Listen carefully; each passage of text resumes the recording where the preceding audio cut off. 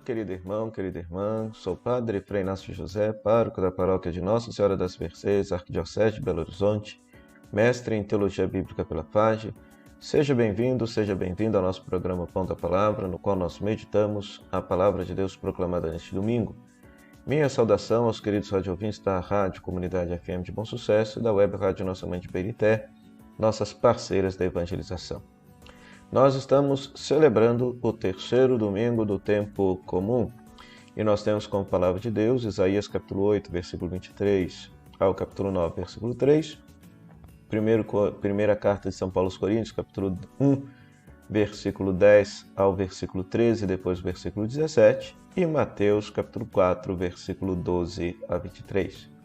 Vamos meditar a Santa Palavra de Deus.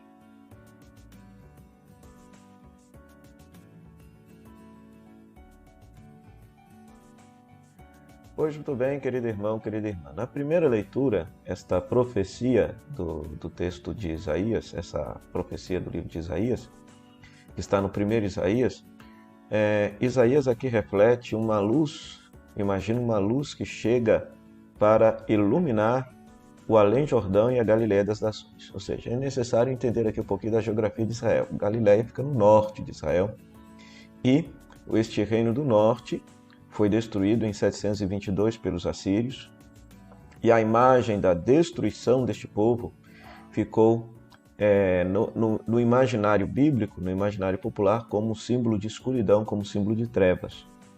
Então, quando o profeta diz assim: o povo que andava na escuridão viu uma grande luz, para os que habitavam nas sombras da morte uma luz apareceu, né? O profeta está anunciando um tempo no qual estes exilados do norte voltariam novamente para a sua terra, que surgiria uma pessoa, que surgiria um rei, talvez, que pudesse trazer todas essas tribos do norte que foram exiladas para a Síria de volta para aquela região, né? Isso seria, né, o sentido original desta primeira leitura. A grande luz que na Galileia se viu seria justamente a chegada de alguém que haveria de trazer todos esses deportados daquela região de volta para aquela terra. Pois o Novo Testamento aplica este verso e essa profecia do profeta Isaías à chegada de Jesus. No Evangelho, Mateus capítulo 4, versículo 12 a 23, nós temos a notícia de que Jesus ele deixa Nazaré e vai morar em Cafarnaum.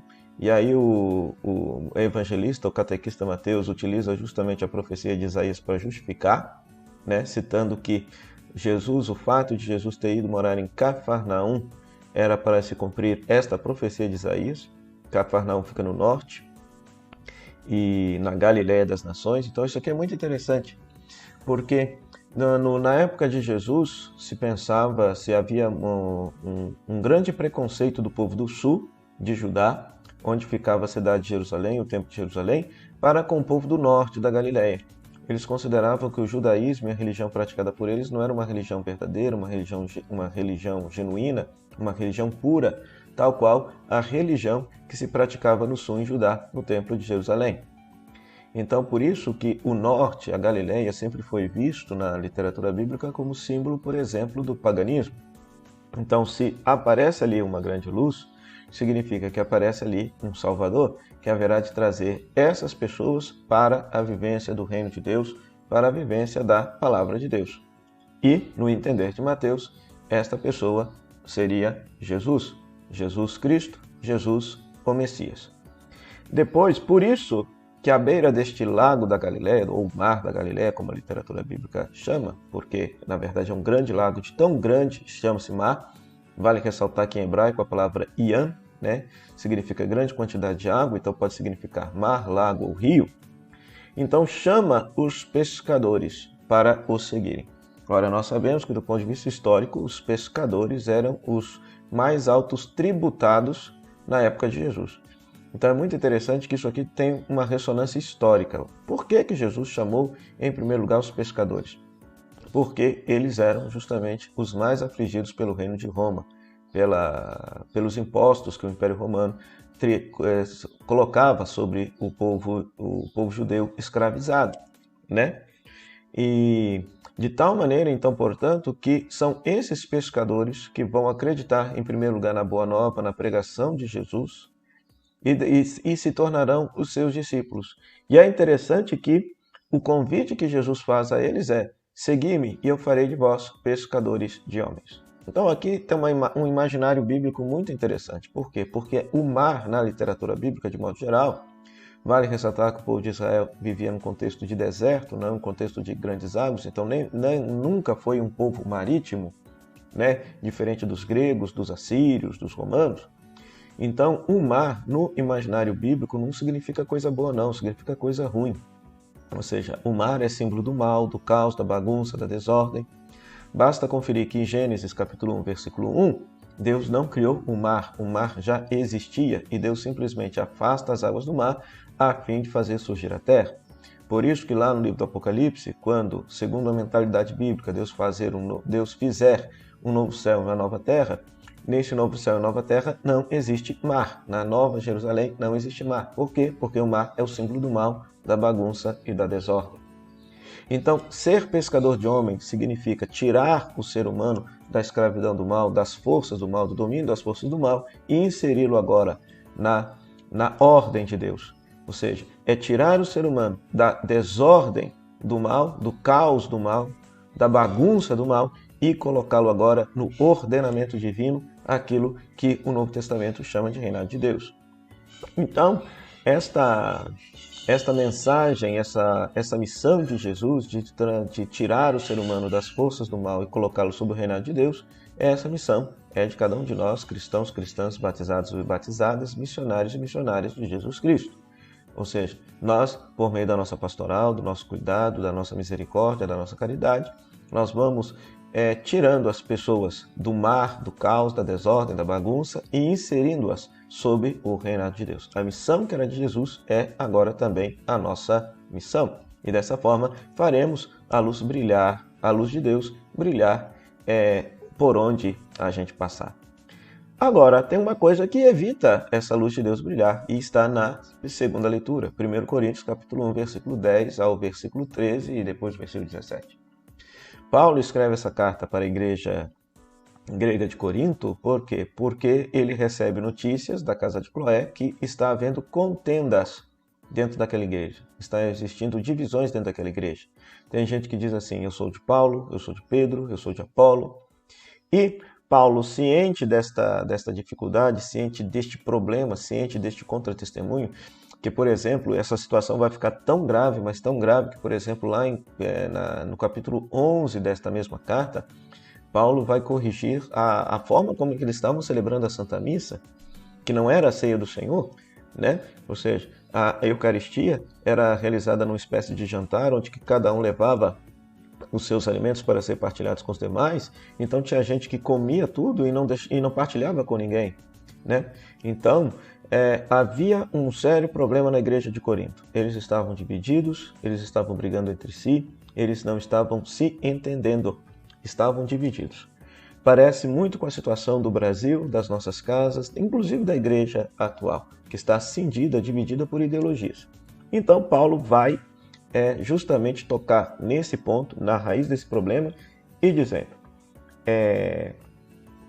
todos são de Cristo, e que todos precisam estar concordes uns com os outros e não admitir divisões entre vocês.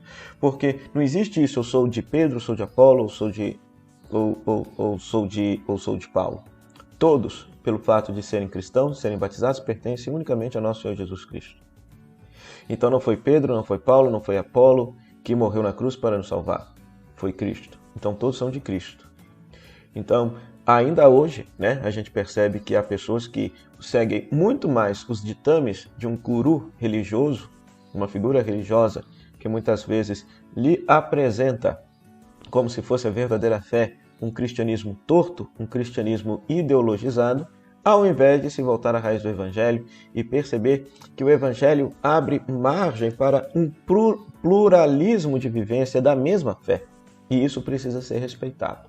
Porque esta diferença, essa pluralidade de vivências da mesma fé é uma riqueza para a igreja. É uma riqueza para a igreja. Então, há aqueles que vivem a sua fé de uma maneira muito mais mística, porque tem a vocação da mística, da oração, da contemplação. Outros vivem a sua vocação cristã mais na questão social, porque percebem que o combate à pobreza e à miséria faz parte do Evangelho. Nosso Senhor combateu a pobreza e a miséria. Ambas as posturas não se excluem, as posturas se completam. As posturas se completam, os carismas se completam. Então, nenhum nem outro pode se dizer dono da verdade, dono da fé, dono da igreja ou dono de Cristo, porque Cristo não pertence a ninguém, Cristo é de todos. Né? Cristo é maior que todos. Né? Então, que essa segunda leitura nos ajude a refletir e, sobretudo, nesse domingo, a rezar, pedindo a Deus que Ele conceda a graça de superarmos as divisões que possam existir dentro das nossas comunidades, dos nossos lares, das nossas casas, e que a gente possa assumir essa mesma missão de Jesus. Hoje, quando Jesus chama os pescadores para serem pescadores de homens, o chamado é dirigido a cada um de nós. Somos chamados e vocacionados por Cristo a cuidar das pessoas, nas pastorais, nos movimentos, dos pobres, doentes, enfermos, crianças abandonadas, drogados, presos, enfim, todos aqueles que necessitam, para tirá-los do mar, pescá-los do mar, tirá-los da desordem, das forças do mal e colocá-los sob o reinado de Deus, colocá-los agora sobre o ordenamento divino, sob a vontade de Deus. Para isso, queridos irmãos e queridas irmãs, vamos rezar e pedir a Deus que possa nos abençoar. Oremos. Deus eterno e todo-poderoso, dirigi a nossa vida segundo o vosso amor, para que possamos, em nome de vosso Filho Jesus, frutificar em boas obras. Por nosso Senhor Jesus Cristo, vosso Filho, na unidade do Espírito Santo. Amém. O Senhor esteja convosco, Ele está no meio de nós, que a bênção de Deus Todo-Poderoso, Ele que é Pai, Filho e Espírito Santo, desça sobre você, sobre sua família e permaneça para sempre. Amém. Meu muito obrigado à Rádio Comunidade FM, à Web Rádio Nossa Mãe de Birité, que nos cede esse espaço para pegar a Palavra de Deus, a você, querido rádio ouvinte e internauta, pela sua audiência. Se você está passando nesse canal aqui pela primeira vez, então faça a sua inscrição, ative as notificações, deixe o seu comentário e compartilhe com todos aqueles que gostam de meditar a Palavra de Deus, a fim de que as redes sociais possam entender que esse conteúdo é relevante e espalhá-lo para mais pessoas. Até o próximo programa, O Pão da Palavra, se Deus quiser. Tchau, tchau.